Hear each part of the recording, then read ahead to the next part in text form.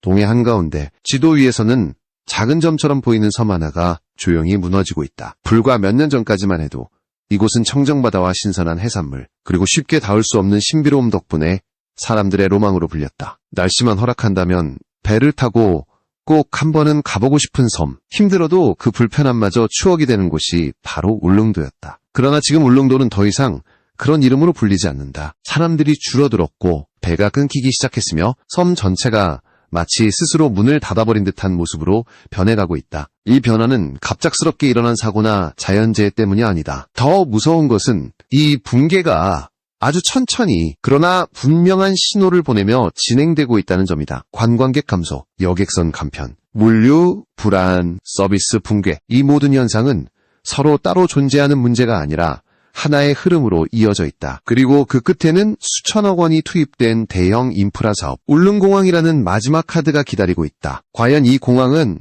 울릉도를 다시 살릴 구명줄이 될 수 있을까? 아니면 이미 무너진 신뢰 위에 세워진 또 하나의 거대한 구조물로 남게 될까? 지금 울릉도로 들어가는 길은 사실상 하나뿐이다. 바다를 건너는 여객선이다. 하지만 이 길마저 점점 사라지고 있다. 포항과 강릉, 묵호 등에서 출발하던 주요 노선들은 경영 악화를 이유로 운항 횟수를 줄이거나 아예 중단됐다. 남아있는 배편도 날씨가 조금만 나빠지면 쉽게 결항되고 선박 노후화로 인한 고장 소식은 더 이상 뉴스가 되지 않을 만큼 잦아졌다. 문제는 이 상황이 일시적인 혼란이 아니라 구조적인 붕괴의 시작이라는 점이다. 여객선 운영사 입장에서 울릉도 노선은 이미 수익을 기대하기 어려운 구간이 됐다. 승객 수는 줄어드는데 연료비와 인건비, 유지비는 계속 오르고 있다. 배를 띄울수록 손해가 누적되는 구조에서 기업이 선택할 수 있는 길은 많지 않다. 더 수익성이 높은 다른 노선으로 선박을 돌리거나 아예 매각해 손실을 최소화하는 것이다. 이것은 도덕의 문제가 아니라 생존의 문제다. 누구도 적자를 감수하며 버티기를 강요할 수는 없다. 그러나 그 결과는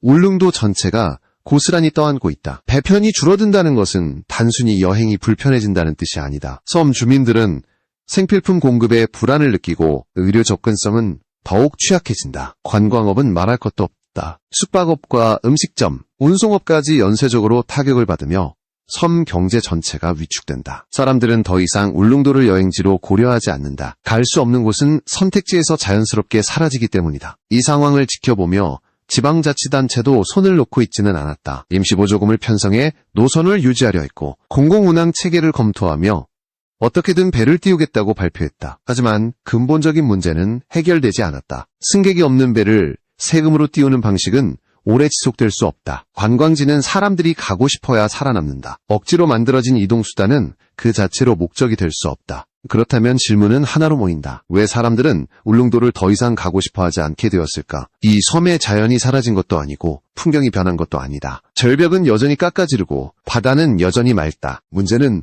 자연이 아니라 경험이다. 최근 몇 년 사이 울릉도를 둘러싼 이미지는 급격히 나빠졌다. 과도한 요금, 불친절한 응대, 고객을 가려받는 영업 관행, 이런 이야기들이 반복해서 들려오기 시작했다. 처음에는 일부의 불만으로 치부됐다. 어디에나 불만은 있기 마련이고 섬이라는 특수성을 감안해야 한다는 반론도 나왔다. 하지만 상황은 그렇게 단순하지 않았다. 영향력 있는 여행 콘텐츠 제작자가 울릉도에서 겪은 경험을 공개하며 분위기는 완전히 바뀌었다. 과도한 비용 청구, 납득하기 어려운 서비스, 그리고 불쾌한 응대가 구체적인 사례와 함께 전파되기 시작했다. 영상은 빠르게 확산됐고 그동안 말하지 않았던 사람들의 경험담이 쏟아져 나왔다. 온라인 커뮤니티와 후기 사이트에는 비슷한 이야기가 반복됐다. 메뉴판과 다른 가격을 받는 식당, 거리와 상관없이 고정 요금을 요구하는 택시, 가격에 비해 턱없이 낮은 숙소 품질. 문제는 이 모든 것이 예외가 아니라는 인식이 퍼졌다는 점이다. 관광객을 한 번 오면 끝인 손님으로 대하는 태도, 다시 오게 만들 필요가 없다는 듯한 영업 방식이 구조적으로 자리 잡고 있다는 비판이 이어졌다. 사람들은 더 이상 울릉도를 비싸지만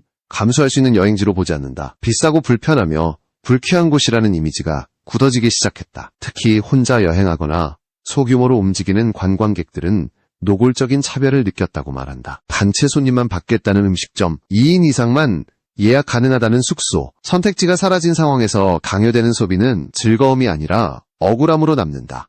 이 모든 흐름이 겹치며 울릉도는 지금 전환점에 서 있다. 더 이상 문제를 외면할 수 없는 단계에 들어선 것이다. 배편이 줄어들고 관광객이 떠나고 경제가 흔들리는 지금, 이 순간에도 공사는 계속되고 있다. 울릉공항, 많은 이들이 마지막 희망이라고 부르는 그 이름은 동시에 가장 큰 논쟁의 중심이기도 하다. 공항은 과연 해답일까? 아니면 이미 신뢰를 잃은 섬에 남겨진 가장 비싼 도박일까? 이제 이야기는 다음 단계로 넘어간다. 울릉도를 실제로 고립시키고 있는 교통의 현실, 그리고 왜 이 문제가 단순한 운송 문제가 아닌지를 더 깊이 들여다볼 필요가 있다. 울릉도가 고립되고 있다는 말은 과장이 아니다. 지금 이 섬을 묶어두고 있는 가장 직접적인 족쇄는 교통이다. 특히 바다를 건너는 여객선은 울릉도의 생명선이자 동시에 가장 취약한 연결고리다. 배가 끊기면 관광객이 사라지고 관광객이 사라지면 섬은 숨을 쉬기 어려워진다. 문제는 지금 벌어지고 있는 상황이 단순한 운항 축소가 아니라 구조적인 붕괴에 가깝다는 점이다. 포항과 강릉, 묵호에서 출발하던 울릉도 노선은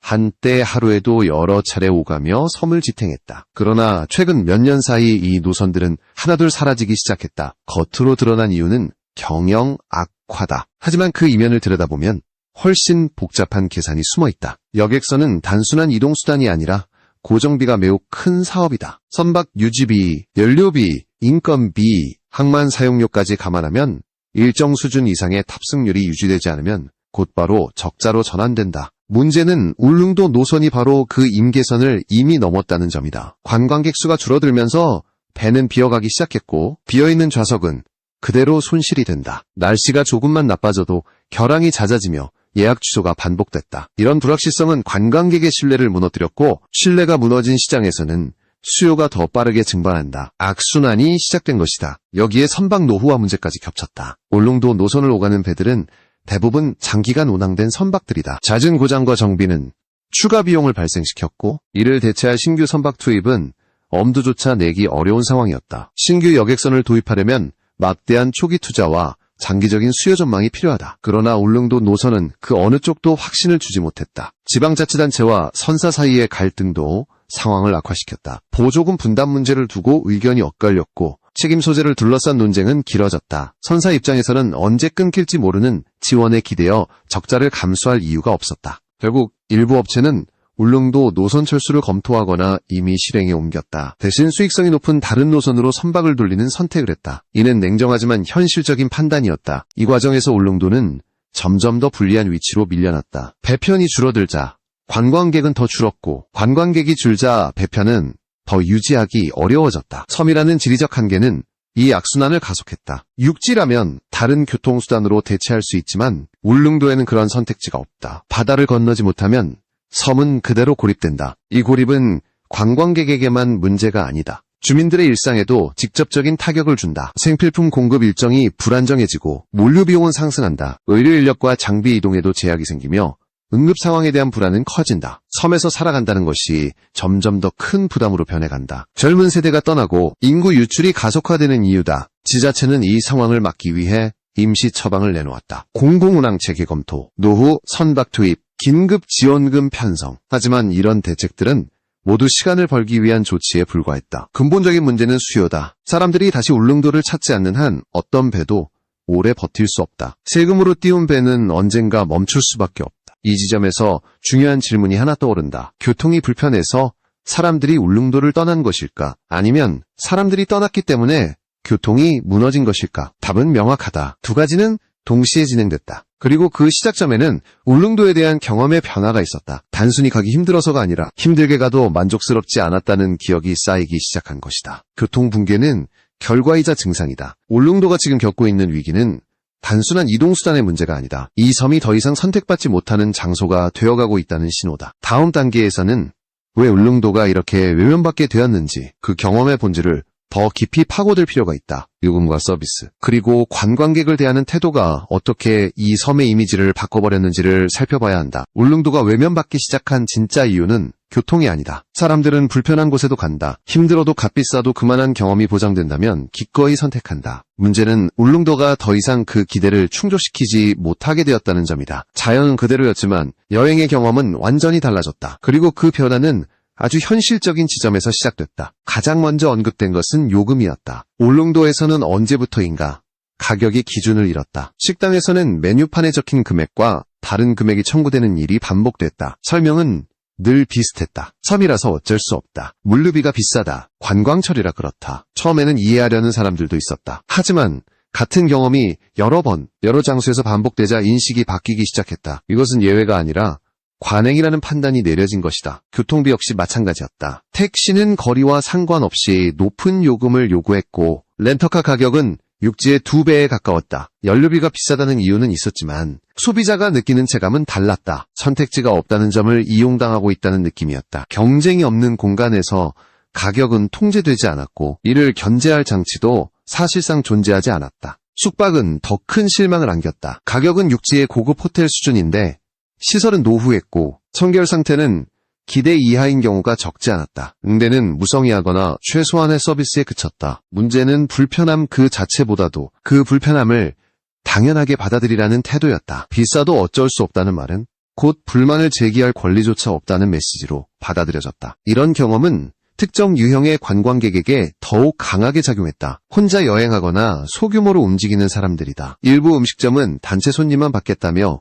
혼자 온 손님을 노골적으로 거부했다. 숙박업소 역시 2인 이상만 예약 가능하다는 조건을 내걸어 단독 여행자의 선택지를 사실상 차단했다. 이는 단순한 영업 전략을 넘어 고객을 선별하는 배타적 문화로 인식되기 시작했다. 관광객들은 자연을 보러 왔지만 그들이 기억하고 돌아간 것은 풍경보다 불쾌한 경험이었다. 여행은 단순히 장소를 소비하는 행위가 아니다. 이동부터 숙박, 식사, 응대까지 이어지는 전체 경험이 하나의 이야기로 남는다. 울릉도에서는 그 이야기의 끝이 만족이 아니라 후회로 남는 경우가 늘어났다. 그리고 후회는 다시 찾지 않겠다는 결심으로 이어진다. 결정적인 전환점은 이러한 불만이 공개적으로 드러난 순간이었다. 영향력 있는 여행 콘텐츠 제작자가 울릉도에서 겪은 일을 상세히 공개하면서 분위기는 급변했다. 영상 속 사례들은 그동안 개인적인 불만으로 묻혀있던 이야기들을 한꺼번에 끌어올렸다. 과도한 요금, 불합리한 서비스, 그리고 그에 대한 무관심한 태도는 많은 이들의 경험과 정확히 맞아떨어졌다. 영상이 확산되자 온라인 커뮤니티와 후기 사이트에는 유사한 사례들이 쏟아졌다. 사람들은 자신만 겪은 일이 아니었다는 사실에 분노했고 동시에 안도했다. 문제는 개인의 운이 아니라 구조라는 인식이 굳어졌다. 이 시점부터 울릉도는 비싸지만 특별한 섬이 아니라 비싸고 불친절한 섬이라는 이미지로 전환되기 시작했다. 이 인식 변화는 빠르게 소비자 행동으로 이어졌다. 같은 비용이라면 제주를 선택하거나 아예 해외로 눈을 돌리는 사람들이 늘어났다. 일본이나 동남아는 더 저렴하면서도 안정적인 서비스 경험을 제공했다. 접근성의 불리함을 감수할 이유가 사라진 것이다. 울릉도는 대체 불가능한 여행지가 아니라 대체 가능한 선택지 중 하나로 밀려났다. 결국 관광객 감소는 우연이 아니었다. 그것은 누적된 경험의 결과였다. 가격과 서비스, 응대 방식이 만들어낸 기억들이 하나의 이미지로 굳어졌고 그 이미지는 쉽게 바뀌지 않는다. 문제는 이 신뢰의 붕괴가 단기간에 회복될 수 없다는 점이다. 한 번 떠난 사람은 쉽게 돌아오지 않는다. 이제 울릉도는 더 이상 문제를 부정할 수 없는 단계에 이르렀다. 외면받는 이유는 명확해졌고 그 원인은 섬 내부에 있다. 다음 단계에서는 이 위기를 인식한 행정이 어떤 대응을 내놓았는지 그리고 왜 그 대응이 사람들을 다시 믿게 만들지 못했는지를 살펴봐야 한다. 울릉도의 위기는 이제 단순한 관광지 문제를 넘어 사회적 관심을 불러일으켰다. 특히 영향력 있는 유튜버와 온라인 커뮤니티가 이 섬의 실태를 폭로하면서 사건은 공론화되었다.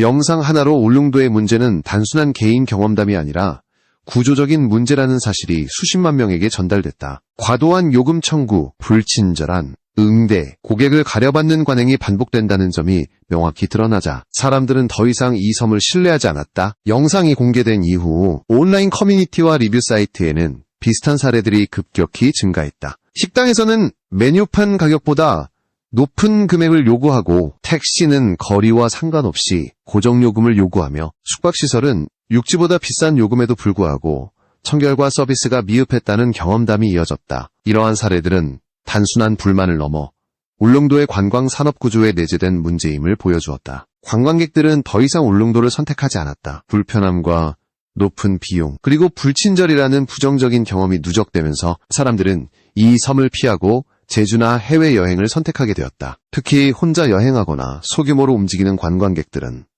제한된 선택지와 차별적 대우 때문에 울릉도를 더욱 외면하게 되었다. 단체의 손님만 받거나 2인 이상 예약만 허용하는 숙박업소는 단독 여행자를 사실상 배제했다. 이러한 상황에서 울릉군과 지자체는 공공적 대응을 내놓기 시작했다. 서비스 품질 관리 강화, 바가지 요금 모니터링, 모범업소 인센티브 제공, 신고센터 운영 등 다양한 정책이 발표되었다. 그러나 이러한 대응은 이미 반복된 약속과 과거 실패 사례 때문에 큰 신뢰를 얻지 못했다. 2018년과 2020년에도 비슷한 약속이 있었지만 실질적인 변화는 없었다. 사람들은 말이 아닌 행동으로 신뢰를 확인하기 전까지는 다시 울릉도를 선택하지 않겠다는 태도를 보였다. 이 시점에서 핵심은 구조적 문제에 있다. 울릉도의 대부분 업소는 소규모 자영업 형태로 운영되고 있어 지자체가 실질적인 규제를 가하기 어렵다. 업주들은 높은 물가와 관광객 감소를 이유로 가격 인상을 정당화하며 일부는 관광객 감소를 핑계로 오히려 가격을 더 올리려는 시도까지 했다. 이러한 구조에서는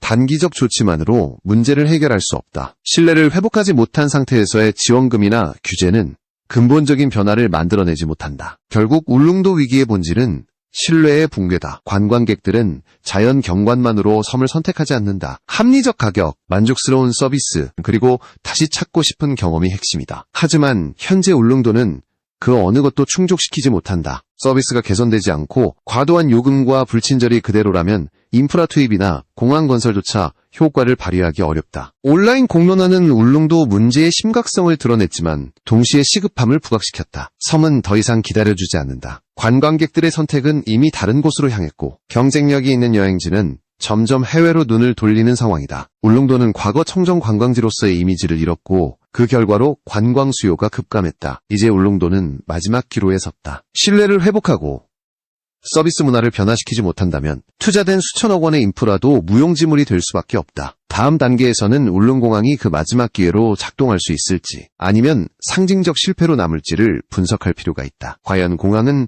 섬의 고립을 극복할 수 있는 실질적 해결책이 될 수 있을까? 아니면 이미 무너진 신뢰 위에 세워진 또 하나의 구조물로 전락할까? 울릉군과 정부는 울릉공항을 섬의 마지막 희망으로 내세웠다. 이미 공사는 상당 부분 진행되었고 개항시 서울에서의 이동 시간을 울릉군과 정부는 이 공항이 섬의 접근성을 개선하고 관광산업을 되살릴 핵심 인프라라고 강조한다. 그러나 현실은 예상과 다르다. 공항 개항이 이루어지는 2028년에는 이미 울릉도의 이미지와 관광 트렌드가 크게 달라져 있다. 예비타당성 조사 당시인 2012년에는 울릉도가 청정 관광지로 긍정적인 이미지를 유지하고 있었다. 그러나 지금은 신뢰가 무너졌고 관광객들은 단순한 접근성보다 가격 대비 서비스와 체험 만족도를 우선시한다. 배편조차 유지가 어려운 상황에서 공항을 열어도 사람들이 실제로 비행기를 탈지 그리고 정기적인 운항이 유지될 수 있을지는 미지수다. 개항 후 요금이 높거나 운항 빈도가 낮다면 접근성 개선 효과는 제한적이다. 공항이 제공할 수 있는 것은 이동 수단일 뿐이다. 목적지 자체가 매력적이지 않다면 사람들은 여전히 선택하지 않는다. 울릉도의 문제는 교통이 아니라 신뢰와 경험이다. 바가지 요금, 불친절, 차별적 서비스가 해결되지 않는 한 공항은 단순히 건물과 활주로로만 남을 가능성이 높다. 수천억 원을 투입한 시설이 아무도 이용하지 않는 상징적 무용지물이 될 수 있다. 울릉도는 지난 몇 년간 경험과 이미지를 통해 스스로 위기를 만든 셈이다. 관광객들이 원하는 것은 자연 경관만이 아니다. 합리적 가격, 만족스러운 서비스, 그리고 다시 방문하고 싶은 경험이 핵심이다. 하지만 울릉도는 그 어느 것도 제공하지 못했다. 단기적 지원과 정책 발표는 반복되었지만 실질적인 변화는 나타나지 않았다. 이는 과거 2018년과 2020년에도 비슷하게 반복되었던 패턴과 동일하다. 이 상황에서 울릉군이 선택할 수 있는 전략은 근본적 변화뿐이다. 서비스 품질 개선, 가격 투명성 확보, 차별 없는 고객 응대 체계 구축 등 신뢰 회복이 핵심이다. 공항과 같은 인프라는 그 다음 단계의 수단에 불과하다. 신뢰 없는 인프라는 효과를 발휘하지 못하며 결국 투입된 예산은 상징적 가치로만 남게 된다. 한편 울릉도의 사례는 한국 관광산업 전체에 시사점을 준다. 속초, 강릉, 부산, 제주 등 주요 관광지에서도 비슷한 위기가 발생할 수 있다. 바가지 요금, 불친절, 낮은 서비스 품질은 특정 지역만의 문제가 아니다. 국내 관광객들은 점점 더 까다로워지고 해외여행은 접근이 쉬워졌다. 경쟁력이 없는 지역은 자연스럽게 선택에서 밀려나고 신뢰를 잃은 관광지는 회복하기 어렵다. 결론적으로 울릉도의 몰락은 단순히 한 섬의 문제를 넘어 한국 관광산업 전체가 직면한 구조적 위기의 전조다. 공항이라는 마지막 카드는 실질적인 해결책이 될 수도 상징적 실패로 남을 수도 있다. 핵심은 섬 스스로가 신뢰를 회복하고 서비스 문화를 근본적으로 변화시킬 수 있느냐에 달려있다. 공항 개항까지 남은 시간 동안